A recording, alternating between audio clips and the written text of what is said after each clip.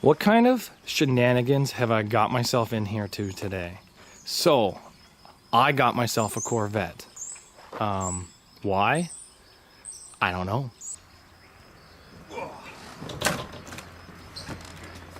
So I want to do this whole sketch where I came out here with like cut off jeans and like sunglasses and a baseball cap that said Corvette and have like the white Skechers shoes.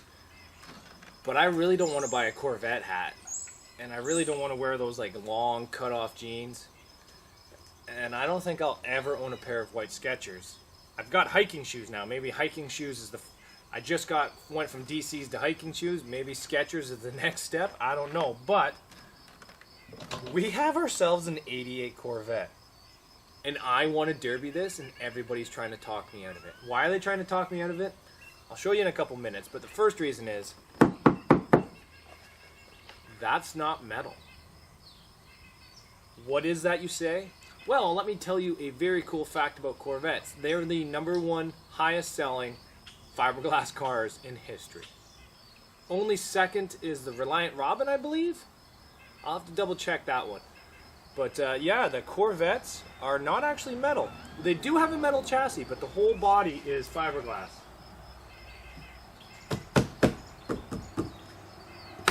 All of it. Oh my God, this is a T-top car. How do you get the T-tops? This has got to be a T-top car. I love the 80s, guys. I would really like to put... So, this thing here has got a wheelbase of like under 100 inches. And our rules are any rear-wheel drive under 109. So, technically, if I put a V6 into this, this is a Mini, but I think the rules state it must come factory with a V6 option.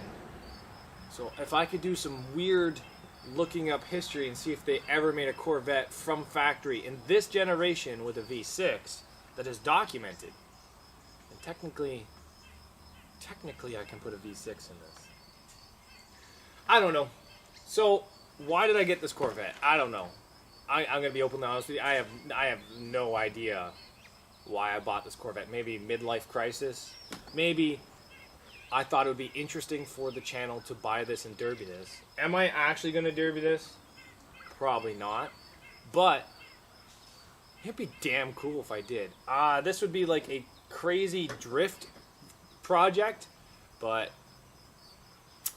yeah, I don't even think I'm gonna do that. I think this thing would look sick with like all of fiberglass cut away with giant fender flares on it and wheel spacers and like stupid Mad Max looking thing. Like, but everybody out there's doing that. They're buying these C4s and they're turning them into drift Corvettes or Vet drifts or Vit drifts or whatever they're calling them, and they're tube chassis, and everybody's doing it. So let's face it, guys, I'm not going to be better than any of those other guys when they build their stuff.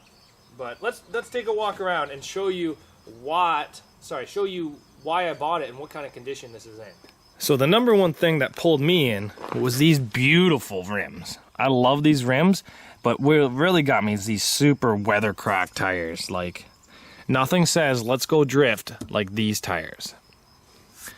Oh, do you need a special tool? Oh my God, I don't think I have that tool. But these rims look super clean. It'd be a shame to put them into a demolition derby. Inside here, the interior's pretty beat. It's very beat. Oh, I haven't even looked back here. What's back here? Broken plastic. I'm gonna guess more broken plastic. Oh, a note. Somebody was murdered in here, maybe.